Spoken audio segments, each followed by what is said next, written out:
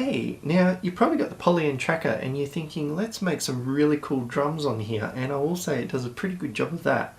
But we can take something that's quite simple, like a very 4 on the floor or that, and then using the features of the Polyend tracker we can turn it into something that's quite unique and complex with lots of groove and polyrhythms and all that good stuff. So if you haven't already, in the link below I've got a free sample pack that you can load onto your machine. And then we can go through some of those techniques together on the Polyend tracker. So let's get straight into it.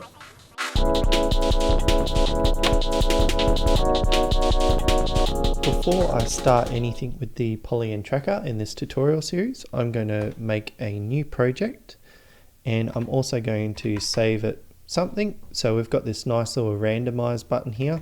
So I'm just going to keep it that, and we're going to save. Cool.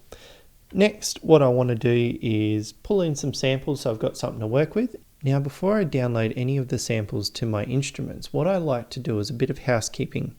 So when I'm using the Polyend tracker, because of this grid layout, I do like to have lanes for different elements of my song. So usually I end up making the first 12 buttons, majority all the percussion sounds I use for my drums. So 1, 2, 3, 4 to 13. So what I like to do is these first 4 notes are like the bread and butter of my drum beat, and I usually go, we have a kick, we have some hi-hats, we have a snare. So what I might do is go, we add the kick and snare, hi-hat, open hi-hat, playing. I've got those 4 notes. Cool. So I've got my samples and I've got the pattern loaded up, and there's a few ways we can use a tracker to really speed up this process. So the first thing I like to do is we'll switch it over to instrument. So we're in the instrument lane. So it really just keeps one note, but means that each pad is the sound that we want. So I'm going to put kicks into all this track because there's a few things we can do later, but we could go like that, but it's a bit slow. So the first way we can, I'll just undo that. The first way we can speed up things is using the step. So every time we hit that button, we'll go to the next step, which is really quick to get through a song. But we can also use the fill tool. Now I'm going to just go shift up. When you're at the very top, it will select that lane.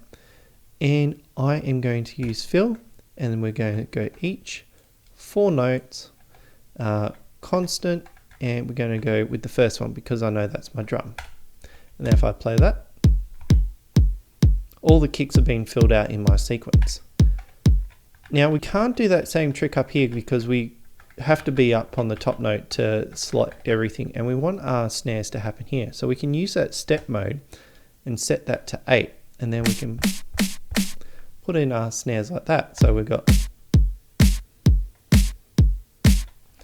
cool.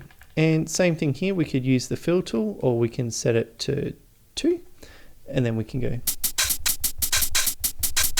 Just for some variance, I like slapping buttons and stuff. No, don't like that. We'll just keep it like that now. Cool, so that's a really fast and efficient way to get in a drum beat. And we do have access to 8 tracks. So I've got 5 extra, and to be honest, this is how I usually work, 3 and 5. If this was like an Amiga and we use 3 tracks for just the drums, it's a bit inefficient. So there's a few ways we can actually bring all this down into 1 track. One way is we need to figure out what's priority. So I think instead of having kick and snare, we'll just use the snare for now, and I'm just going to program the snares like I did on here. Oops. Now if I mute the second track, we haven't lost that much information. So what we can do again, we can do the same thing. I'm just going to mark this as 4, and then I'm going to put those hi-hats in. And we'll turn track 3 off, and then we'll give that a sound. Now we did lose a bit of the flavour there with how the drum beat sounds. It sounds like a different drum beat. So what we can do is we can start blending a couple of the instruments together, and a Polyend tracker has a really nice way of doing that. Now what I'm going to do is I'm going to hold down pattern and go to pattern C, which would be 12. And then what I'm going to do is I'm going to program a kick and the hi-hat on that. So then when I listen to them both, it's the kick and the hi-hat. And then we can use shift, select both of them, and then we can use more render selection. And then we can go render and load. And what they'll do is that in our instruments now, we've got that sample, which is a combination of that and that. So we can keep that selected, but I'll just make sure, go back to our, cancel that, go back to our first pattern, and then we can use that fifth channel or fifth instrument to add the kicks in. So I'm just going to set that to 8, go down here. Cool. So we could do that with the snare as well, but that's a really simple way of bringing all the channels down to one track. So now we've got 7 channels open up to add a whole lot of extra stuff that we want. The last point I wanted to bring up with making mono drum channels is how the tracker works when it comes to playing the samples, because what will happen is the previous note will be cut by the next note in front of it. So if I was to put a hi-hat in between here, we'll have that sort of gated effect unless like I play it from here. See how the drum and snare don't get cut out? So just keep that in mind. It might be an effect that you're looking for or something that you want to avoid. So just keep it in mind, but that's pretty much the last point I wanted to touch on with mono drums. Now looking at our beat,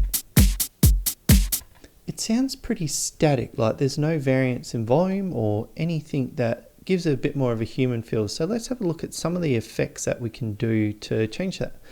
So one I like to use is we create variance in volume, and then we can use the micro move as well to add some little bit of nudging the notes forward so it sounds a little bit more human.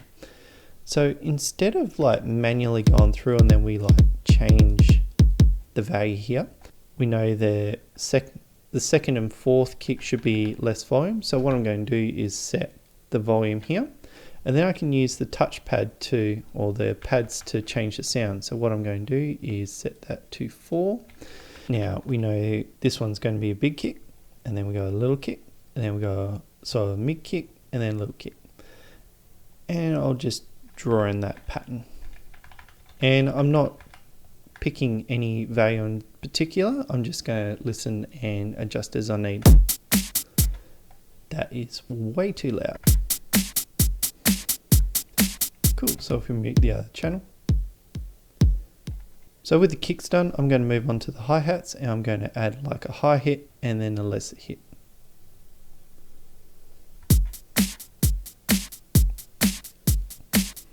Alright, so we've got the volume set in, but I want to stop it from sounding so robotic when they hit. So I'm going to go use the second effects channel, and I'm just going to select everything.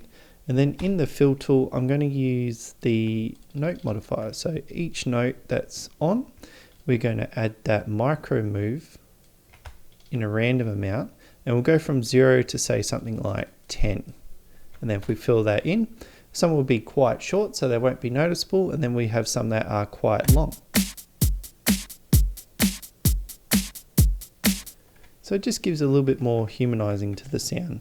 Now we've got a little drum beat happening here, but we can add some swing to it to give it a little bit more flavor as well. And we can go over here and we can find swing and then put it in. Now, the reason why I always put swing or any sort of pattern-based commands in track 8 is when I'm looking for what's happening in the song. I know this top right hand corner of the screen is usually where I put those commands anyway, so it's just a bit of housekeeping when you are controlling a pattern like this. Cool, so we got something brought together, and I thought let's bring in some extra sounds to our sample. So feel free what you want to load and load them in, and then we can talk about some of the other effects that we can use. So I have a rim shot that I might start plotting in, so I might go for.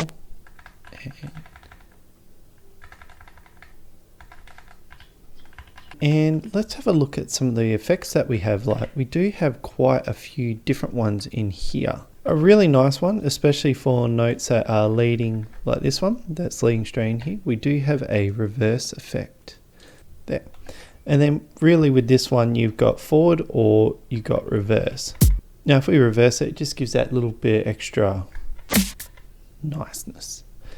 Some of the other effects that we can use, like there's, we'll talk about roll. We've got chance of it happening, gate length, so we can actually make it really short. So if it's like super small. Another little cool effect, which I use quite a lot in a bunch of different areas, but it's called the roll command on the Polyend tracker. And as you can see, there's a bit of information about how it works, but what it does is it'll keep re-triggering the instrument in a specific way every how many times we want. So if we do like a, say, R1, we'll just mute the other two channels. Then instead, let's make that quite high. This is one of the things I really like trackers for, because I don't really see it being used much in other DAWs, but on a tracker, it's a really nice way to add some extra flavor. And with that, we do have access to like rolls up, and then you can roll in the volume down. We have the note pitch as well. And then if we make it go down, we can add some really cool different sounds, and can use it on the hi-hat as well, which can make a really popular trap beat. So if I just start plotting in some R commands. But with a tracker, what it will do is it'll keep scrolling down, applying new commands as they are. So this will replace the V command, depending on what you're doing. Just keep in mind the effects that you're working on. But you can trick the tracker into doing something else with that sound as you go through. So you get this like really, that's where I talk about that granular effect with the trackers in general. You can really get into the nitty gritty of these things. But really, how you pull in your samples and play with these effects are really going to change up how your groove sounds. Now, there's something before we move on I want to discuss. Anything to do with trackers or any sort of software or music, you always need to name what you're doing. And that either means naming your instruments or naming your patterns or naming your tracks. And we have the ability to name our tracks. So if we go up into master and then go to the mixer panel, so you just need to press it a couple of times. And when you're in the mixer panel, hit record, and then we can edit each of our names. And yes, definitely name your tracks. So there's another way I wanted to talk about how we can add some extra groove to the tracker itself. So when we layer our song grooves and that, I'm just going to make a new pattern, and it involves changing a bit of how we see the tracker lines themselves. So we know each one of these grade bars is a beat, and what we can do is if we go into project settings, the pattern divider is that grey line. One way I really like using the tracker is using weird tracker dividers. So if I'm going to change it to 5. So by changing that, we have a grey line every 5 lines, which we could treat it like this is a 5/4 beat, or there's like an extra time signature. But if we use the tracker in a specific way, we can use this to add some interesting swing to our beats, because they're 1/5 the way apart per beat. And yeah, so I've got a snare, and what I want to do is add some hi-hats to it. Now we are working in 5, so I'm going to set this down to 5. And I'm just going to add the hi-hat again, not worrying about the far part, but I want to add a hi-hat in the center here. Now, if I was to just go and play that, actually it's got a bit of swing already, but what I can do is use that micro move to add. I'm just going to set it to 50%. Now if we hear this, it pretty much is on par with what we had with the 4/4. Now, instead of me putting all these in, I'm going to copy that, and then because I've got the step on, when I go shift paste, because that's how we reach these functions up here, and paste all these in, we have a pretty flat groove, but we are in the 5/4 time. So when I start putting kicks in, I can use that off-tilted groove there to create some interesting timings.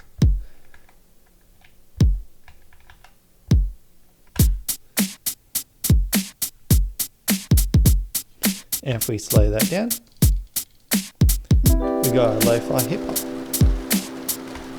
And this is a really interesting way of adding swing in a tracker, where instead of using a swing modifier or that, we actually create even units of measurements that we can use. Like we could have 7s or 10s, which I've used to create some weird swing patterns, or we can double it and make it 8, so we can have 16th notes embedded into the tracker. So really explore this and see how you can use it. Now we're dealing with drums, we're dealing with trackers. I've got to put an aim and break in here. So let's have a look, and if you go into my sample pack and go to breaks, I may have generated a few too many, and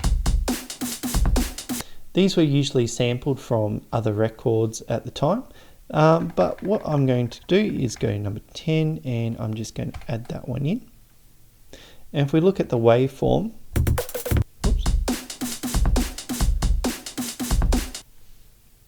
kind of cool, but it's not at the speed that we want. Like we really want to have like speeds of like 155 to 160, and we could try and use the pitch shifting of a tracker to try and figure out where that is, but the Polyend tracker has a really nice way of handling that. So I went into the editor mode, so I've got access to all these. These are destructive ways of editing the sound form, so I usually use this at the start, not really at the end, but I want to time stretch the beat. Now if I select the effect, just make sure the entire thing's selected. Now we get ready to edit it. Now these have all been recorded at 136 BPM, but it's a bit weird how this works, but what you want to do is set this to the target tempo, so 155, because that's what I want my BPM to be. I know that these samples are 64 steps long, so I'll keep it that. And these two we'll have a look in a bit, but I'm just going to preview that one.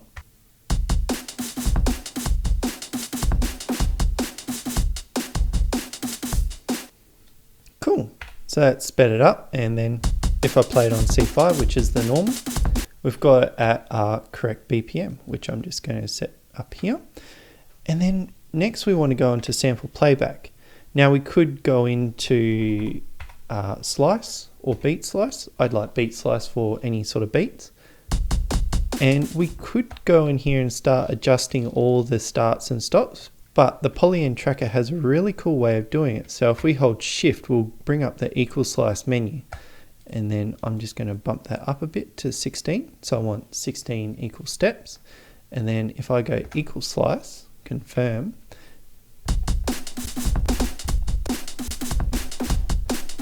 we have all those bits all nice and sliced up. Now if I go back to the pattern editor, I'll just make sure that the aim and break selected, and then I make sure I'm in note, and then I can see all the notes here that I can use, so I can start programming it in. And I'm just going to make sure the steps are at 4 and see how that we have the break. So just having a bit of play around with the samples there, I've got this little beat going here. Now we're not really finished here, because there were some really cool ways that people use the samplers of yesteryear to create some really cool sounds. So one being the Akai samplers had a really cool algorithm for like making some frazzled cool sounds. So we can do that inside the Polyend tracker as well. So I'm just going to, we can copy and paste in here. So what I'm going to do is we're just going to copy him, and we're going to paste him there. We're going to go into sample editor. We've got a drum loop, but I don't need all of it, so I'm just going to go to about here, which is the 4th beat mark. About here. Cool. Crop. Got that. And then we're going to go time stretch beat, select. We're going to set the tempo right down. We're going to set the steps to 16. Micro step, granules. We'll leave that there and see what we get out of it.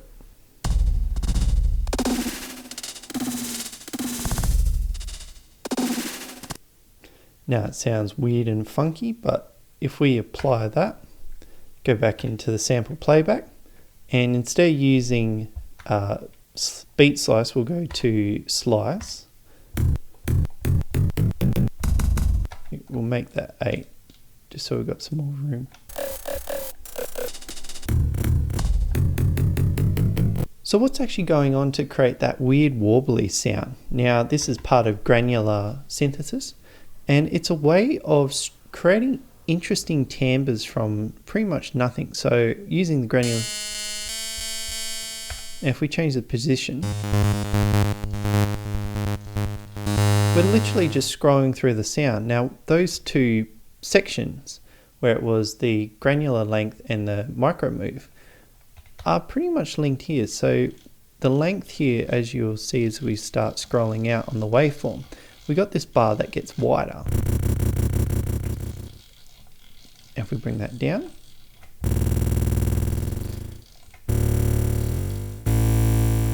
and then the position is the sound we get when we scroll through. So what those two variables are doing is when we're slowing it right down, it's how the granule size is how wide the sound is that's scrolling through, and then the other one's like how much it's jumping around. So you can really use that to create some really interesting timbres. And if we were to go, just make sure I'm back in slice mode, there we go. Let's say we change this section here to have that cool sound. Now to access the other slices, we'll use the slice command. And then we can use the notes here to say which slice we want.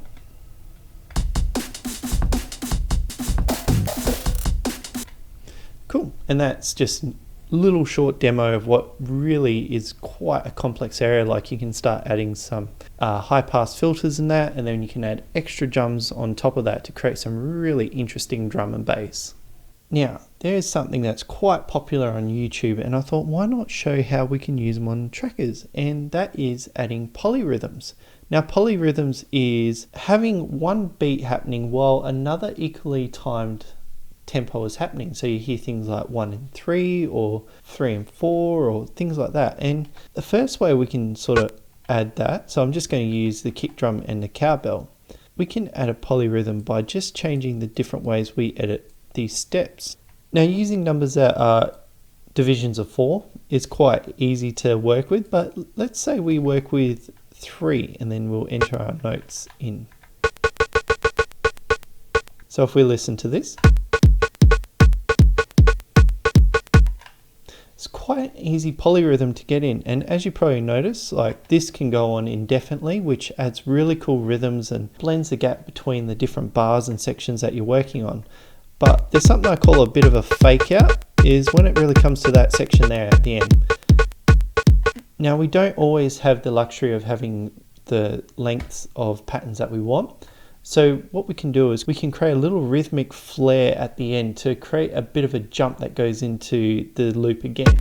So it creates something that sounds interesting. It's got that polyrhythm flavor, but it does loop at the start instead of being an indefinite polyrhythm. And then we can do something that we just align up with that one. And if we play that, it'll just keep continuing on forever. Now, another really important idea is adding triplets to your sound. And on a tracker, it's a little bit obscure of how to add them, because if you were to do a pattern like this, it's not really, like, it's definitely cool, but it's not a triplet. And the way we can get to adding triplets to our sound is a little trick using the micro move. Because it is a percentage, I'm just going to backspace all that. We can use that micro move in a very interesting way. So if we look at this as a fraction, we have 3 notes that we wanted to fit into a 4/4 beat. So we've got 4 units, 3 notes, and we get the remainder 1. So if you know fractions, we can add 1/3 to every note, which will, in the end, after 3 notes, would add that extra 1 back in. So if we use the micro move here, we'll just go select him. And then what we want, because we know, as it says here, it's a percentage, so we can go somewhere around 33, which we can get pretty much close, but it's like 33 dot forever.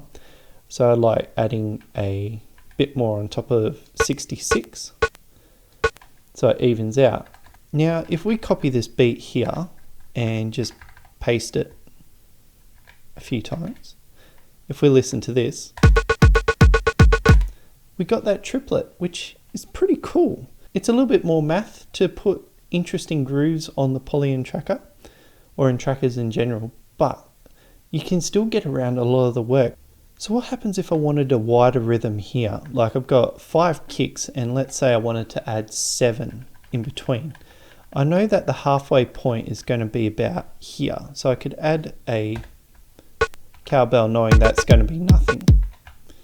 And a bit of foreshadowing, I brought these bits in here. But how do I fill up the spaces knowing that it's going to be pretty much even? And this is where how we set up this one here. It's a combination of the both. We can use spacing and the fractions to get larger polyrhythms. So if I was to look at these, and so this is breaking it down, so it's going to be 3, 4, then another 3 and 4. So I can go,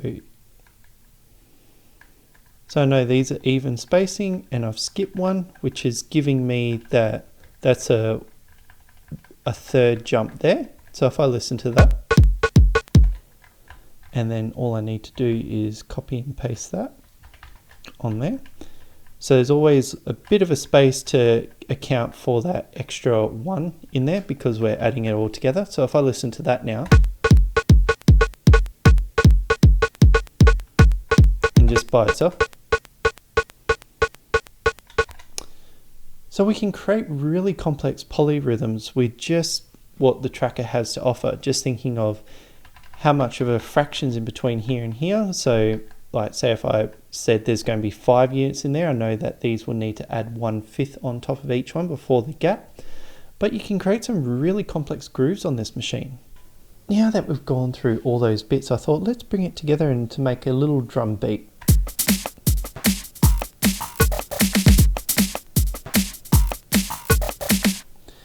Now you probably notice there's a few of those elements, like I've got that Aisjam really cool granular effect, I've got a triplet at the end, I've got some bits, and I'm really happy where this is right now. Now what I will say is before I move on any further, I'm going to go File and Save our file, just so we don't lose anything. But yeah, I'm really happy where we are right now. Alright, so I hope you found those techniques useful, because I really enjoy using this machine, just sitting there making different types of beats with just random samples. And really the techniques I show on here aren't set in stone. Like you could do something where you use that equal slice, how we used it with the aim and break, and throw like a random nature sample or some industrial sound, and then apply on your hi-hats to create some really interesting variants with the machine. And that's where I see a lot of the power of this device, or trackers in general, come as being able to create that really granular interest with the sound. Now if you made anything cool that you show off on YouTube, definitely link me in because I want to see what you've done. And if you feel that this is going to help someone else, definitely give this video a like, because it helps the algorithm point this video to them as well. So all in all, I hope you enjoyed this video. The next video we're going to be going over creating melody and bassline structures, and talking a bit about some cheaty little ways I make my melodies on the Polyend tracker and how to lay them out. So I hope you stick around for that. Now if you've been eyeing off this design and wondering where you can get it, I've got it actually loaded on RedBubble, which is a print on demand service. So if you really want to get this shirt, head over there and grab one. I'll leave a link in the description. And yeah, any of the coin that you throw over there really does help out what I'm doing here. So if you do, I thank you so much. If not, keep enjoying the videos. I thank you for watching anyway. So you have a good day, and I'll see you next time.